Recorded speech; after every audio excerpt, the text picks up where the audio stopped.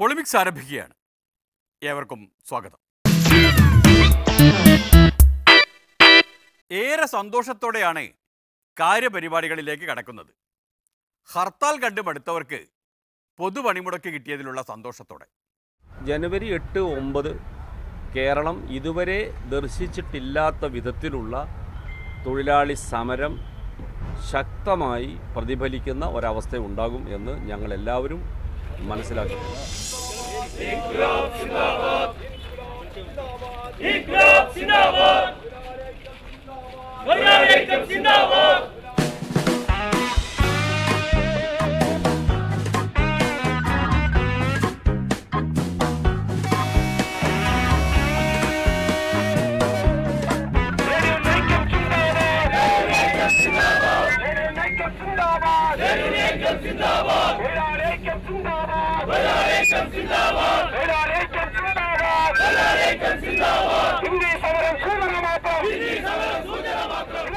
ഇപ്പോഴും ഇളമരക്കരയും ഡൽഹിയിൽ വിളിച്ചു വലിയ വലിയ ആവേശകരമായിട്ടാണ് സംസാരിച്ചത്.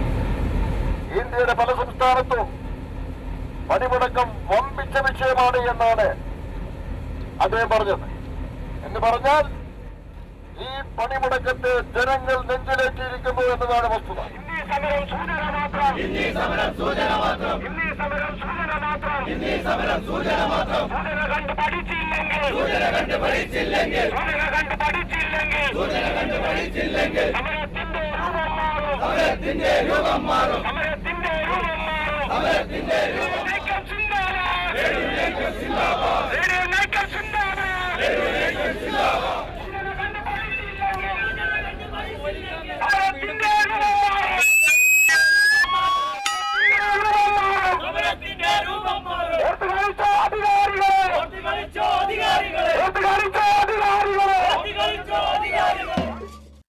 സംഗതി ഉഷാറായി.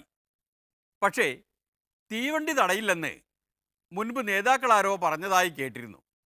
അതിൻ്റെ ഒരു ആശയക്കുഴപ്പമുണ്ട്. ട്രെയിൻ തടയില്ലെന്ന് ആരും പറഞ്ഞിട്ടില്ല.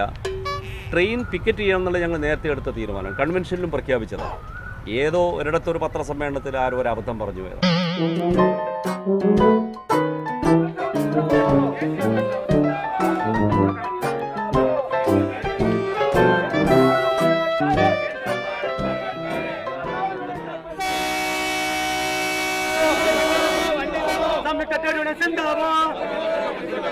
ദേശീയ പണിമുടക്ക് സിന്ദാബാദ്, ദേശീയ പണിമുടക്ക് സിന്ദാബാദ്. പട്ടിണി തത്സമയ ദൃശ്യങ്ങളാണ്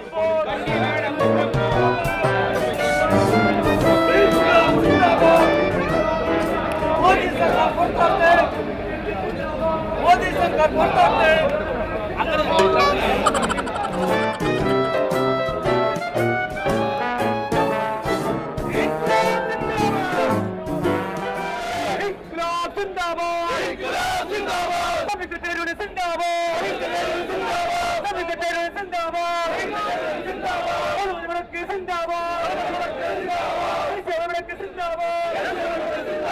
റെയിൽവേ ജീവനക്കാർ പണിമുടക്കിലില്ല. അതുകൊണ്ടാണ് ഈ ട്രെയിൻ പിക്കറ്റ് ചെയ്യേണ്ടി വന്നത്. റെയിൽവേ സ്വകാര്യവൽക്കരണം ഒക്കെ ഉള്ള കാലത്തും റെയിൽവേ തൊഴിലാളി സംഘടനകൾക്ക് പണിമുടക്ക് ആഹ്വാനം ചെയ്യാൻ പറ്റിയിട്ടില്ല. അവരുടെ ഒരു പ്രശ്നം എന്താണെന്ന് വെച്ചാൽ ഒരു ട്രെയിൻ ചിലപ്പോൾ 7 ദിവസം, 6 ദിവസം, 4 ദിവസമൊക്കെ നീണ്ടു നിൽക്കുന്ന ഓട്ടമാണ്. അതിനിടയിൽ 2 ദിവസത്തെ പണിമുടക്ക് അവർക്ക് നടത്താൻ പ്രയാസമാണെന്നുള്ളതാണ് അവരുടെ നിലപാട്. ഒരു ഇൻഡെഫിനിറ്റ് സ്ട്രൈക്കാണ് ഞങ്ങൾ വരാം. അതിന് പാകമാവാത്തതുകൊണ്ട് തൽക്കാലം ഒരു തീരുമാനം ഉണ്ടായില്ല. അനിശ്ചിതകാല പണിമുടക്കിന് പാകമായിരുന്നെങ്കിൽ നല്ല ഹരമാകുമായിരുന്നു.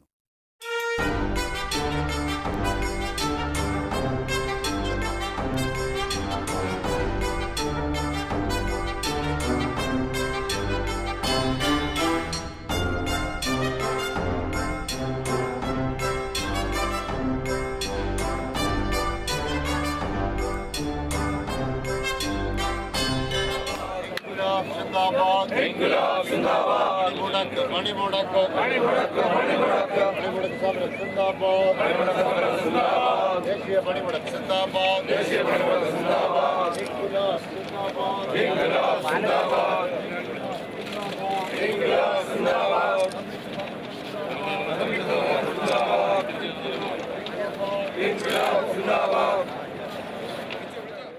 ബുദ്ധിമുട്ടാണ് എങ്കിലും നമ്മൾ ഈ പണിമുടക്ക് സഹകരിക്കുകയാണ്. നമ്മുടെ ആവശ്യങ്ങൾക്ക് വേണ്ടിയിട്ടാണ് പണിമുടക്ക് വച്ചിട്ടുള്ളത്. നമുക്ക് എല്ലാ മേഖലയിലും ഇപ്പം ബുദ്ധിമുട്ടാണ്, അതുകൊണ്ടാണ് ഈ പണിമുടക്ക് വച്ചത്. ആ പണിമുടക്കിനോട് നമ്മൾ പൂർണ്ണമായിട്ട് സഹകരിക്കുന്നു. സർക്കാർ ജീവനക്കാരാകെ പ്രതിഷേധത്തിലാണ്, അങ്കലാപ്പിലാണ്. അവരും പണിമുടക്കിൽ പങ്കുചേരാൻ തീരുമാനിച്ചിരിക്കുകയാണ്. അവർ ഒറ്റക്കൊരു സമരം തീരുമാനിച്ചിരുന്നു. ദേശീയ പണിമുടക്ക് വന്നപ്പോൾ ഇതിനോട് ചേർന്നു. വൈദ്യുതി ബോർഡുകളുടെ സ്വകാര്യവൽക്കരണത്തിൻ്റെ ആദ്യത്തെ നിയമം 2003 വാജ്പേയി ഗവൺമെൻറ് കൊണ്ടുവന്നു. പക്ഷേ നമ്മുടെ സർക്കാർ, കേരളത്തിലെ ഗവൺമെൻറ് പൊതുമേഖലയിൽ വൈദ്യുതി ബോർഡിനെ നിർത്താൻ തീരുമാനിച്ചു. ചില സംസ്ഥാനങ്ങൾ സ്വകാര്യവൽക്കരണത്തിലേക്ക് പോയി. ഇപ്പോൾ വീണ്ടും ആ നിയമം ഭേദഗതി ചെയ്ത് സമ്പൂർണ്ണ സ്വകാര്യവൽക്കരണം ലക്ഷ്യമാക്കുന്ന ഒരു നിയമം പാർലമെൻറ്റിന് മുമ്പിലെത്തിയിരിക്കുകയാണ്. അതിനെതിരായി വൈദ്യുതി ബോർഡ് ജീവനക്കാരാകെ, ഓഫീസർമാർ, തൊഴിലാളികൾ, എഞ്ചിനീയർമാർ എല്ലാവരും ചേർന്ന് ഡിസംബർ 7 പണിമുടക്ക് പ്രഖ്യാപിച്ചിരുന്നു. അവരും ദേശീയ പണിമുടക്കിൽ ചേരാൻ ഡേറ്റ് മാറ്റിയതാണ്. ചുരുക്കി പറഞ്ഞാൽ ഈ പണിമുടക്ക് തൊഴിലാളികളുടെ ആഘോഷമാണ്. അപ്പോൾ ഈ സമരത്തിൽ എതിർപ്പുള്ളവരായി ആരുമില്ല. പണിമുടക്ക് ആഹ്വാനം ചെയ്തിട്ടില്ലാത്ത BMS പോലും പരസ്യമായി പണിമുടക്കിനെ എതിർത്തുകൊണ്ട് രംഗത്ത് വരാൻ ധൈര്യപ്പെട്ടിട്ടില്ല.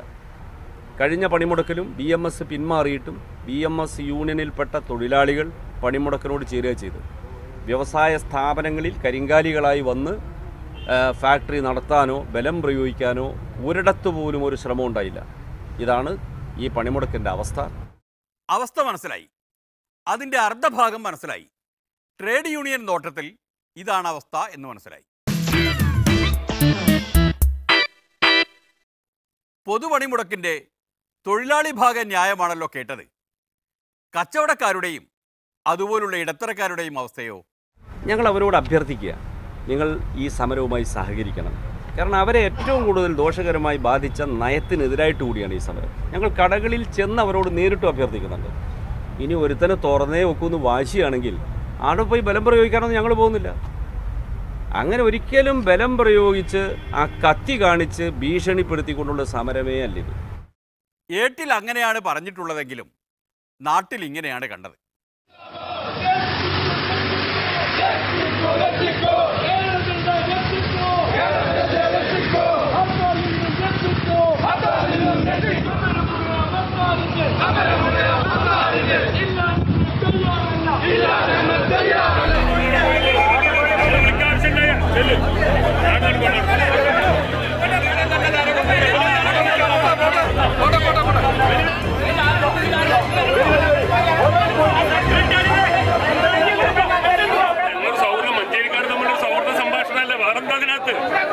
ഞങ്ങൾ തുറക്കണ തടയില്ല, അവരോട് അഭ്യർത്ഥിച്ചൂടെ ഞങ്ങൾക്ക് കടകൾ അടക്കണം, ഞങ്ങളോട് സഹകരിക്കണം. തൊഴിലാളികളാണ് പണിമുടക്കുന്നത്, മുതലാളിമാർ നിൽക്കാം, പക്ഷെ തൊഴിലാളികൾ പണിമുടക്കണ്ടേ?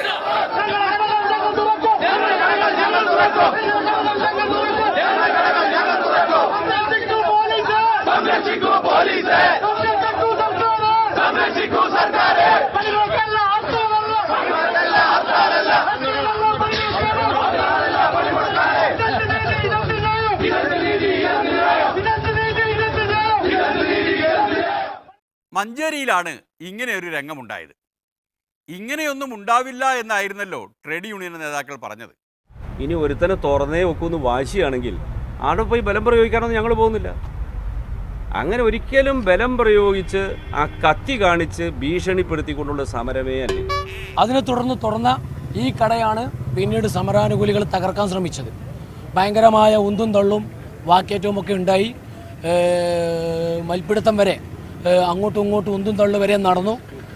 DYSP വന്ന് സമരക്കാരെ മാറ്റി നിർത്തുകയാണ് ഉണ്ടായത്.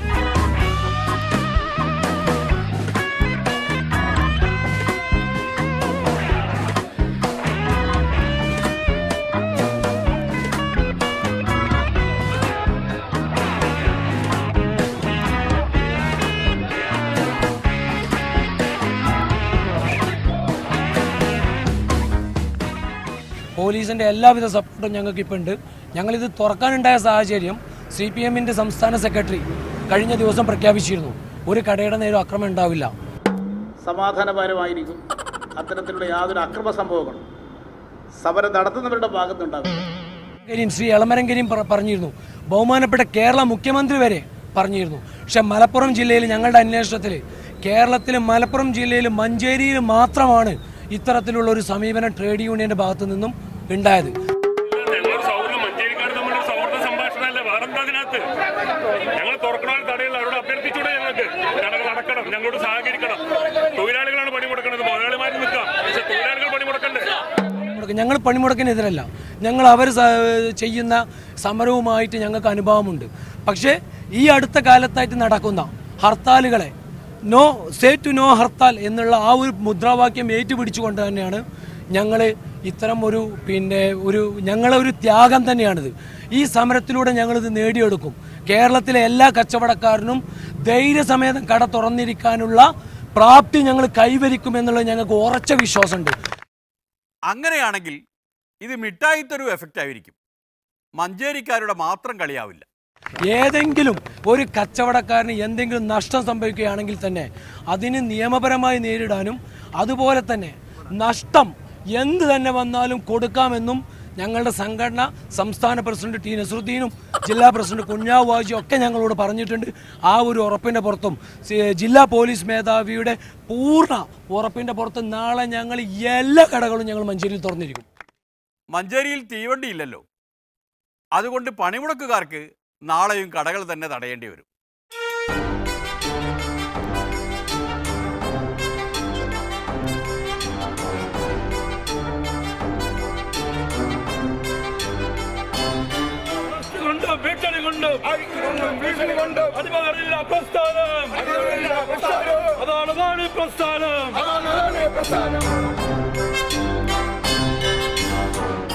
രാഷ്ട്രീയ പാർട്ടിക്കാർ, ഏത് രാഷ്ട്രീയ പാർട്ടിക്കാരായാലും ഹർത്താൾ അല്ലെങ്കിൽ എന്ത് പണിമുടക്ക് നടത്തുമ്പോൾ ഇതുകൊണ്ടുള്ള നേട്ടം കൂടി ഇതിന് ശേഷം ജനങ്ങളെ ബോധ്യപ്പെടുത്താൻ ബാധ്യസ്ഥരായിരിക്കും.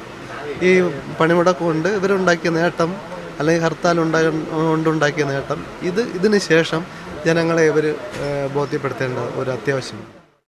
അതും ന്യായമാണ്. സമരങ്ങളും ഓഡിറ്റ് ചെയ്യേണ്ടതാണ്. അതിരിക്കട്ടെ, ഈ സമരക്കളിയുടെ ബാക്കി നിയമങ്ങൾ അറിയാമല്ലോ, സാധാരണ പോലെ തന്നെ. അവശ്യ സർവീസുകളെ ഈ പണിമുടക്കുന്ന ഒഴിവാക്കിയിട്ടുണ്ട്. പത്രവിതരണം, പാല് സപ്ലൈ ചെയ്യുന്നത്, ആശുപത്രികൾ, ടൂറിസ്റ്റ് കേന്ദ്രങ്ങൾ. ടൂറിസ്റ്റ് കേന്ദ്രങ്ങളോ? ഇത് പുതിയ വ്യവസ്ഥയാണല്ലോ, നേരത്തെ ഇതൊന്നും ഉണ്ടായിരുന്നില്ലല്ലോ. ടൂറിസ്റ്റ് കേന്ദ്രങ്ങളെന്ന് പ്രത്യേകം പറയാൻ കാരണം കേരള ഗവൺമെൻറ് മുഖ്യമന്ത്രിയുടെ നേതൃത്വത്തിൽ എല്ലാ ട്രേഡ് യൂണിയനുകളുടെ ഒരു മീറ്റിംഗ് കഴിഞ്ഞ 8 മാസം മുമ്പ് വിളിച്ചു കൂട്ടിയിരുന്നു. ടൂറിസ്റ്റ് കേന്ദ്രങ്ങളിലെത്തുന്ന വിദേശ ടൂറിസ്റ്റുകൾ ഹർത്താലുകൾ പണിമുടക്കുകളൊക്കെ വരുമ്പോൾ അവരുടെ യാത്രകൾക്ക് മുടക്കുണ്ടാവുന്നു. ചിലപ്പോൾ ഹോട്ടലിൽ നിന്ന് ഭക്ഷണം കിട്ടുന്നില്ല, തിരിച്ചു പോകേണ്ട ദിവസം എയർപോർട്ടിലേക്ക് പോകാൻ പറ്റാത്ത നിലയിൽ കുടുങ്ങിപ്പോകുന്ന അവസ്ഥ. അങ്ങനെയൊക്കെ വരുമ്പോൾ എംബസികൾ ഇടപെടുന്നു, വിദേശ രാജ്യങ്ങളിൽ നിന്നുള്ള ഇടപെടലുണ്ടാവുന്നു. ഇത് നമ്മുടെ ടൂറിസം വ്യവസായത്തെ ഗുരുതരമായി ബാധിക്കുന്നു.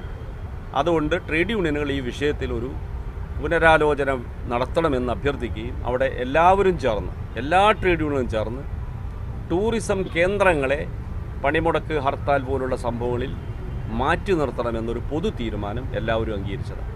ടൂറിസം കേന്ദ്രങ്ങളെന്ന് പറയുമ്പോൾ ടൂറിസവുമായി ബന്ധപ്പെട്ട കേന്ദ്രങ്ങൾ, അവർ താമസിക്കുന്ന ഹോട്ടലുകളോ അവർ യാത്ര ചെയ്യുന്ന വാഹനങ്ങളോ തടസ്സപ്പെടുന്ന സാഹചര്യം ഉണ്ടാവാൻ പാടില്ല എന്ന് ഞങ്ങൾ തീരുമാനിച്ചിട്ടുണ്ട്.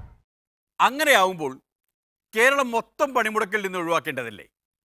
ഓരോ പഞ്ചായത്തും ഇപ്പോൾ ടൂറിസ്റ്റ് സ്പോട്ടല്ലേ? പിന്നെ ശബരിമല, അത് ടൂറിസ്റ്റ് സർക്കിളാക്കാമെന്ന് കണ്ണന്താനംജി പോലും പറഞ്ഞതല്ലേ? ശബരിമലയിലേക്ക് പോകുന്ന വാഹനങ്ങൾക്കൊന്നും യാതൊരുവിധ തടസ്സവും ഉണ്ടാക്കുകയില്ല എന്നും സമരസമിതി പ്രഖ്യാപിച്ചിട്ടുണ്ട്. ടൂറിസം മേഖലയിൽ വരുന്ന ടൂറിസ്റ്റുകൾക്കും യാതൊരു തടസ്സവും ഉണ്ടാക്കുന്നതല്ല. ഇങ്ങനെയുള്ള കുറേയധികം കാര്യങ്ങൾ സമരസമിതി തന്നെ പ്രഖ്യാപിച്ച് കഴിഞ്ഞിട്ടുണ്ട്. അത്തരം ആശങ്കകൾക്കൊന്നും ഇപ്പോൾ അടിസ്ഥാനമില്ല. What happened? Are you waiting for a long time? Yeah, since today morning till now we are waiting for train. We are suffering from here is no facilities are there, but okay, even tea or tiffin also it's not available here. మేము హైదరాబాద్ పోయేది ఉంది, late అవుతుందమ్మా.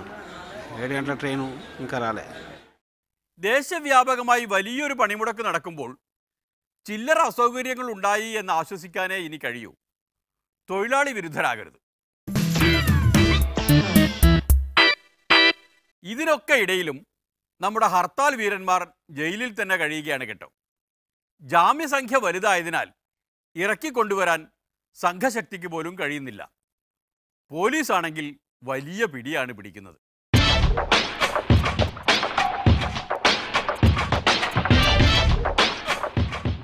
ഒരു വീരപ്പൻ ഭരണമാണ് കേരളത്തിൽ നടക്കുന്നത് എന്ന് നിസ്സംശയം പറയാൻ സാധിക്കും. വീരപ്പനും പിണറായി വിജയനും തമ്മിൽ ചെറിയൊരു വ്യത്യാസം മാത്രമേ ഉള്ളൂ. വീരപ്പൻ കാട്ടിലിരുന്നു കൊണ്ട് നാട്ടിൽ കാട്ടുനീതി നടപ്പാക്കാൻ ശ്രമിച്ചു. പിണറായി വിജയൻ നാട്ടിലിരുന്നു കൊണ്ട് കാട്ടുനീതി നടപ്പാക്കാൻ വേണ്ടി ശ്രമിക്കുകയാണ്. അതിനാണ് നമ്മൾ ശ്രമിക്കേണ്ടത്. ഇപ്പൊ പിണറായി വിജയൻ എന്ന മുഖ്യമന്ത്രി ഞങ്ങളെ കണ്ണുരുട്ടി പേടിപ്പിക്കുകയാണ്. ആണ് മുഖ്യമന്ത്രിയോട് ഞങ്ങൾ അങ്ങോട്ട് പറയുന്നു, ഈ കണ്ണുരുട്ടി പേടിപ്പിക്കൽ ഭാരതീയ ജനതാ പാർട്ടിയോട് വേണ്ട എന്ന് വളരെ വ്യക്തമായി പറയാൻ ആഗ്രഹിക്കുകയാണ്. ഇനി ഏത് അറസ്റ്റ് വന്നാലും, പിണറായി വിജയൻ്റെ അവനാഴിയിൽ ഏത് അസ്ത്രം പ്രയോഗിച്ചാലും ഇതിനെ നെഞ്ചുറപ്പോട് കൂടിയിട്ട് ഭാരതീയ ജനതാ പാർട്ടിയും അതോടൊപ്പം തന്നെ ശബരിമല കർമ്മസമിതിയും നേരിടുമെന്ന കാര്യത്തിൽ സംശയമില്ല. നേതാക്കൾക്ക് സംശയമില്ല, എന്നാൽ അകത്ത് പോയവർക്ക് ഇച്ചിരി സംശയമുണ്ടാവും. അകത്ത് ഒട്ടും സൗകര്യം പോരാ എന്നാണത്രേ അവർ പറയുന്നത്. ഈ തൃശ്ശൂർ സെൻട്രൽ ജയിലിലെ അക്കോമഡേഷൻ എന്ന് പറയുന്നത് 500 തടവുകാർക്ക് താഴെയാണ്.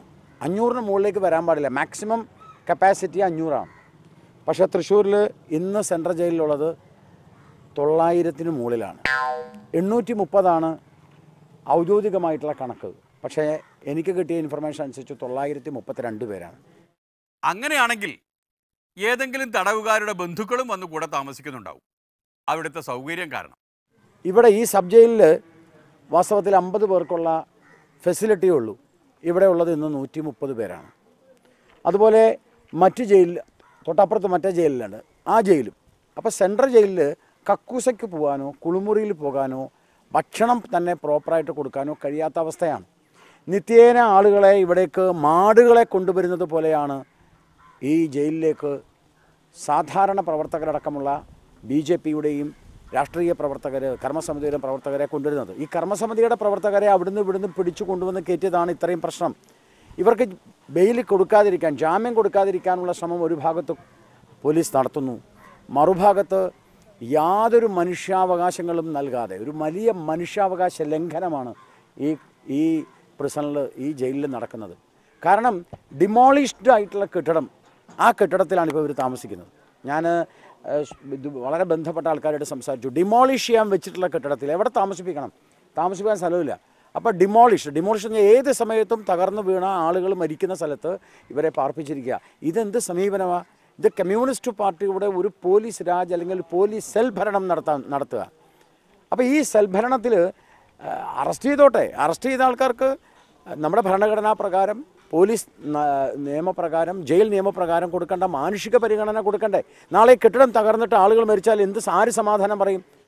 അങ്ങനെയൊന്നും ചിന്തിക്കാതെ അത്രയ്ക്ക് അങ്ങോട്ട് നിരാശനാകല്ലേ. അങ്ങനെയൊന്നും സംഭവിക്കില്ല, ഒരു സമരമല്ലേ. ഇങ്ങനെ പോയാൽ നാട്ടുകാർ പോലീസാവും. പിണറായി വിജയനെയും CPM-ൻ്റെ ഒരു നേതാക്കന്മാർക്കും റോട്ടിലിറങ്ങാൻ പറ്റാത്ത അവസ്ഥ ഇവിടെ കേരളത്തിൽ സംജാതമാകാൻ പോവുകയാണ്. ആയുധം ഇതുവരെ കയ്യിലെടുത്തിട്ടില്ല. ഏതെങ്കിലും പ്രത്യേക സമയത്ത് അടിയന്തരമായിട്ട് ചില സംഭവങ്ങളുണ്ടായപ്പോൾ ജീവൻ രക്ഷയ്ക്ക് വേണ്ടിയിട്ടാണ് ആയുധം എടുത്തത്. ഇനിയും ജീവൻ രക്ഷയ്ക്ക് വേണ്ടി മാത്രമല്ല, സമൂഹത്തിൻ്റെ രക്ഷയ്ക്ക് വേണ്ടി ജനങ്ങൾ, നാട്ടുകാർ ആയുധം കയ്യിലെടുക്കുന്ന അവസ്ഥയിലേക്ക്, അരാജകത്വത്തിൻ്റെ അവസ്ഥയിലേക്ക് കേരളം മാറാൻ പോവുകയാണ്. അങ്ങനെ പറയൂ. അതല്ലേ സംഘശൈലി, അരാജകത്വം. അതിന് വേണം ഊന്നൽ കൊടുക്കാൻ. അരാജകത്വമാണല്ലോ നമ്മുടെ ലക്ഷ്യം. അത് നിയന്ത്രിക്കേണ്ട ചുമതല മുഖ്യമന്ത്രിക്കാണ്, ആഭ്യന്തര വകുപ്പിനാണ്.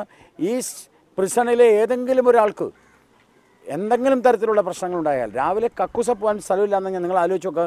500-ന് താഴെ ആളുകൾക്ക് മാത്രം അവകാശമുള്ള അല്ലെങ്കിൽ അതിന് സൗകര്യമുള്ള സ്ഥലത്ത് 1000 പേരുണ്ടെന്ന് പറഞ്ഞാൽ എന്ത് ചെയ്യും ആളുകൾ? പരസ്പരം ഇവിടെ സംഘർഷം ഉണ്ടായാൽ ആരുത്തരം പറയും? ജയിലിൽ സംഘർഷം ഉണ്ടാകാനുള്ള സാധ്യത വർദ്ധിച്ചിരിക്കുന്നു. കാരണം ആ ജയിലിനുള്ളിലുള്ള CPM-ൻ്റെ ആളുകൾക്ക് മാത്രമാണ് സൗകര്യങ്ങൾ ചെയ്യുന്നത്. ഇതൊക്കെ ജയിലിൽ പോയതിന് ശേഷം കിട്ടുന്ന പല ഇൻഫർമേഷൻസാണ്. അതുകൊണ്ടാണ് പണ്ട് ദാർശനികന്മാരൊക്കെ പറഞ്ഞിട്ടുള്ളത് ആയുസ്സിലൊരിക്കലെങ്കിലും ജയിലിൽ പോയി നോക്കണം എന്ന്. അപ്പോഴേ സ്വാതന്ത്ര്യത്തിൻ്റെ വിലയറിയൂ. അതുകൊണ്ടാണ് പറയുന്നത് നാട്ടുകാർ ആയുധം കയ്യിലെടുക്കും. അതിനി യാതൊരു സംശയവുമില്ല. ഈ ജയിലിൽ എന്തെങ്കിലും സംഭവിച്ചാൽ, ഈ ജയിലിലെ ആളുകൾക്ക് മനുഷ്യാവകാശം നിഷേധിക്കപ്പെട്ടുകൊണ്ട് നടക്കുന്ന ഇത്തരം സംഭവവികാസങ്ങളെ കൈയും കെട്ടിയിട്ടോ കണ്ണു പൂട്ടിയിട്ടോ ഇരിക്കാൻ സാധിക്കില്ല. അപ്പോൾ വലിയ വിപത്തിലേക്കാണ് കേരളം പോകുന്നത്. ഇതിലും വലിയ വിപത്ത് എന്തു വരാൻ? വരാനുള്ളതൊക്കെ വന്നു കഴിഞ്ഞില്ലേ? പ്രളയം വന്നു, സംഘത്തിന് ഹാലിളകി, ഇനി എന്തു വരാൻ? ഒന്നും വരാനില്ല. പൊളിമിക്സ് പോവുകയാണ്. നന്ദി, നമസ്കാരം.